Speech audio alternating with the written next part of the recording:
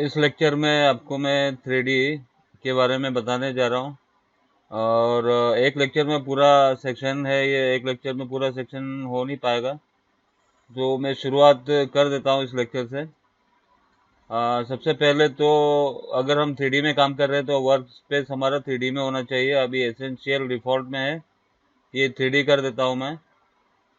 ये 3D हो गया है और 3D की प्रॉपर्टीज वगैरह ये सब खुल गई हैं, और लेयर के साथ में ये 3D प्रॉपर्टीज बार भी खुल गया है, और बाकी सब वही है। और ये प्रॉपर्टीज वगैरह यहाँ पर भी आ जाएंगी अगर हम 3D कुछ मॉडल करेंगे यहाँ पर। तो मैं यहाँ से कुछ नई लेयर ले लेता हूँ, और 3D के लिए ये पूरा जो ये मेन्यू बार दिया हुआ है, ये पूरा मेन्यू बार 3D के लिए ही है।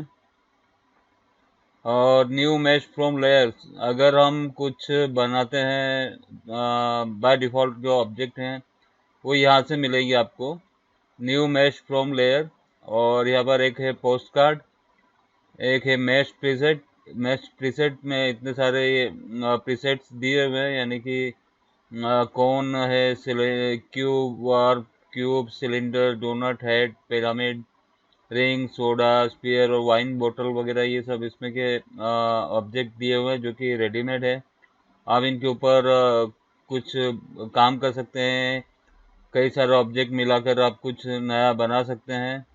और इसके बाद में फिर ये है, ये डेप्थ में 2, ये मैं आपको बाद में बताऊंगा। अभी फ़िलहाल ये दो चीज़ आपको बताऊंगा मैं, पोस्ट कार्ड और मैश प्रीसेट। तो ये बताने से पहले मैं आपको पोस्ट कार्ड के बारे में बता देता हूँ, थोड़ा सा आपको 3D के बारे में थोड़ा सा समझ में आ जाएगा। फाइल ओपन करता हूँ मैं कोई, तो ये ओपन कर लेता हूँ, और 3D मेनू है ये।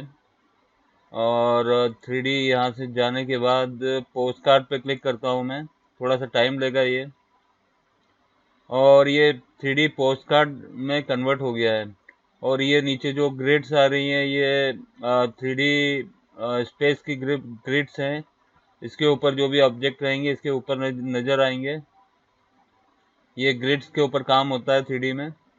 और अगर हम इसको घुमा कर देखते हैं, ये ऑर्बिट 3D कैमरा है, इसको अगर ऐसा घुमा कर देखते हैं तो ये फ़ोटो एक पोस्ट कार्ड टाइप में दिखेगा, यानी कि 3D स्पेस में आकर ये इस तरीके से दिखेगा। तो ये सिंपल सा था ये पोस्ट कार्ड। आपको अगर कुछ एनिमेशन वगैरह करना है, यहाँ पर कुछ स्लाइड शो करना है, तो आप पोस्ट कार्ड से बना सकते हैं।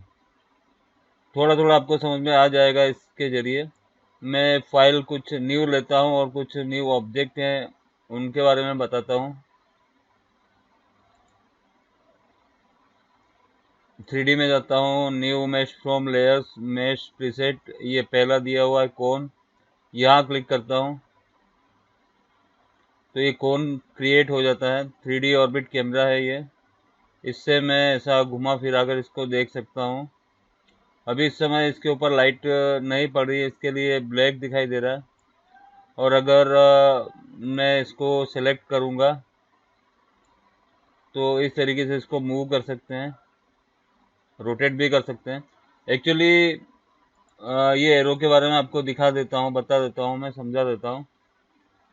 इसमें ये जो एरो दिया हुआ है ऊपर का, और ऐसे ही तीनों में एरो दिए हैं। ये वाई एक्सिस है, और ये है एक्स एक्सिस के लिए एरो दिया हुआ है, और ये जो ब्लू वाला एरो है ये जेड एक्सिस के लिए दिया हुआ है।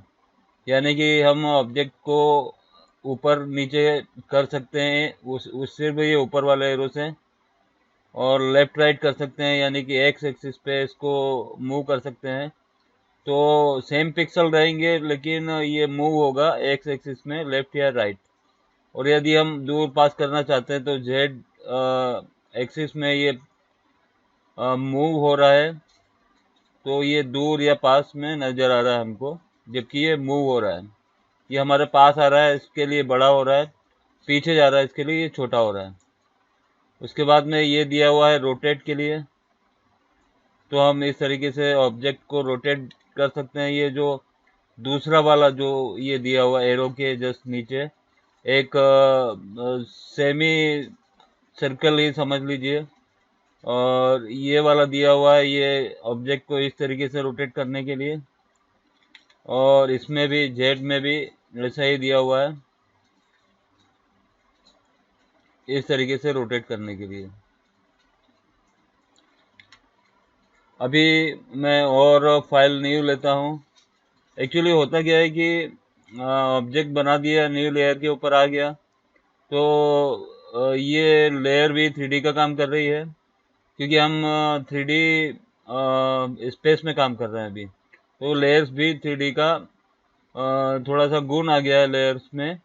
और न्यू लेयर्स अगर बनाता हूँ मैं और 3D में जाता हूँ फिर से न्यू मेश में, अगर मैं इसमें क्यूब रख देता हूँ तो ये क्यूब आ गया है। एक्चुअली ये अभी इस समय क्यूब ही दिखाई दे रहा है, चारों तरफ रोटेट कर रहा हूँ मैं इसको, तो क्यूब ही रोटेट हो रहा है, बाकी कोन अपनी जगह पर रखा हुआ है। क्यों? क्योंकि ये दोनों अलग अलग लेयर हैं। यहाँ से देखेंगे तो जो बैकग्राउंड लेयर है कोन की ये थी, और क्यूब की ये लेयर थी, तो दोनों लेयर अलग अलग हैं, इसके लिए दोनों अलग अलग ही दिखाई दे रहे हैं। अगर दोनों को हम मर्ज कर देंगे, कंट्रोल ई करता हूं मैं, तो दोनों लेयर ये मर्ज हो गई। अब दोनों को हम एक साथ मूव करके देख सकते हैं, या फिर सिलेक्ट करके जो भी हम काम करना चाहें वो काम कर सकते हैं। ये इस तरीके से मूव करके बाहर निकाल दिया। इस समय ये दोनों सेम लेयर पे हैं, एक ही लेयर के ऊपर है, उसको डिसलेक्ट करके और मैं इन दोनों को एक साथ अभी मूव कर सकता हूँ। अब कितने कितने ऑब्जेक्ट हैं ये समझ लीजिए आप। मैं इस लेयर को हाइड करता हूँ,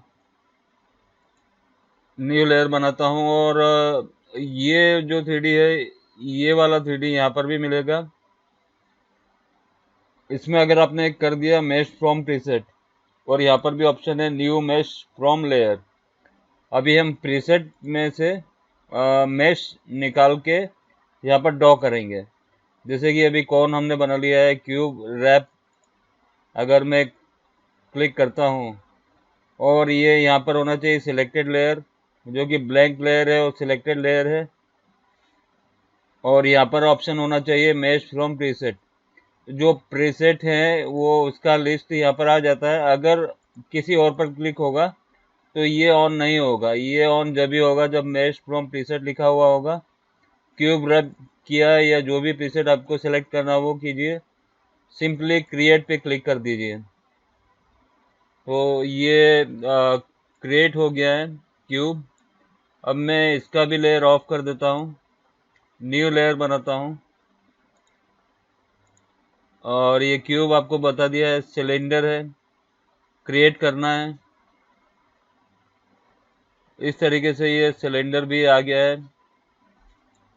और अगर मूव टूल से सिलेक्ट करते हैं तो इसके जो अलग अलग एलिमेंट्स हैं वो हमें नज़र आते हैं। जैसे कि ये यहाँ क्लिक किया तो वहाँ के लिए हम काम कर सकते हैं। यहाँ पर ये ग्लो वगैरह दिया हुआ है, तो ये ग्लो वगैरह जो भी ऑप्शंस वगैरह वो दिए हुए हैं, हम लोग उसमें काम करके उसे ब्राइटनेस या उसमें टेक्सचर वगैरह देना है वो दे सकते हैं।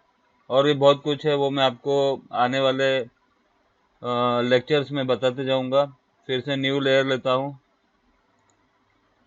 सिलेंडर ये हो गया डोनट, और क्रिएट। और ये कैसा बनता है ये इसको दिखा देता हूँ। ये इस तरीके का बनता है जैसे कि कोई गाड़ी का ट्यूब होता है, इस तरीके का ये शेप होता है इसका। इससे आप कितना अच्छा सीन क्रिएट कर सकते हैं एक गैराज का, वो आपके ऊपर डिपेंड करता है।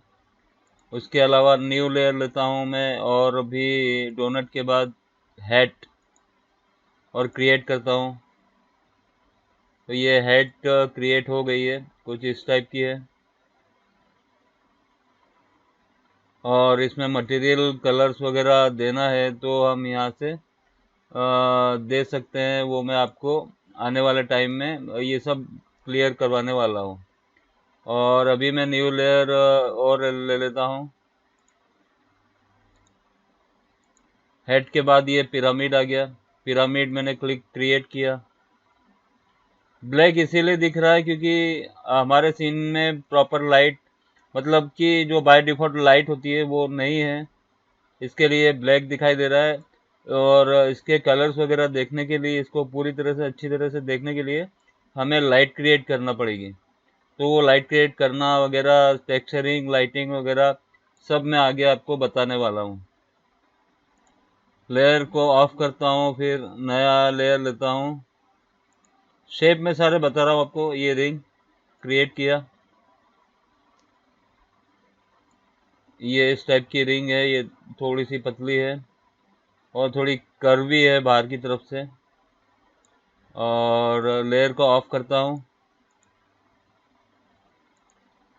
और न्यू लेयर बनाता हूँ। अभी देखिए न्यू लेयर नहीं था जब तक ये सारी प्रॉपर्टीज, जैसे कि इसको सेलेक्ट करता हूँ, 3D में जाता हूँ, ये सारी प्रॉपर्टीज इस लेयर की बता रहा है जो कि अभी सिलेक्टेड है, और इस ऑब्जेक्ट की बता रहा है जो कि सिलेक्टेड है।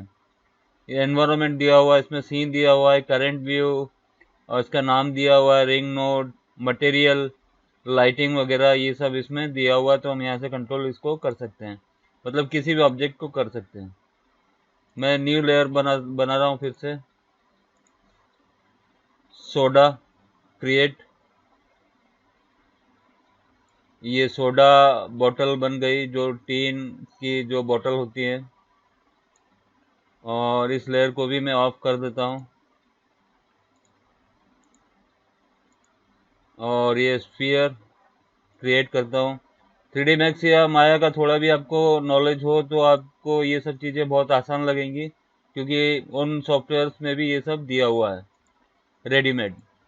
और काम थोड़ा अलग है, फोटोशॉप में थोड़ा अलग तरीके से काम होता है, मैक्स और माया में थोड़ा अलग तरीके से काम होता है।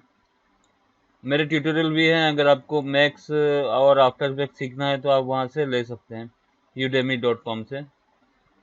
ये लेयर से मैं ऑफ कर देता हूँ लेयर को। 3D में फिर से गया मैं दूसरा, ये वाइन बोतल क्रिएट, जैसे कि 3D स्टूडियो मैक्स में टी पॉट फेमस है, वैसे ही फोटोशॉप में ये वाइन बोतल फेमस होने वाला है, हो जाएगा कुछ ही दिनों में, पहचान बन जाएगी कि ये तो यार ये फोटोशॉप का मॉडल है। तो ये सारी चीज़ें आपको मैंने इस लेक्चर में बता दी हैं, और इनके ऊपर ये लाइटिंग, टेक्सचरिंग और एनिमेशन वगैरह वो सब मैं आपको आने वाला ट्यूटोरियल्स में बताने वाला हूँ। तो ये लेक्चर मैं यहीं समाप्त करता हूँ। धन्यवाद।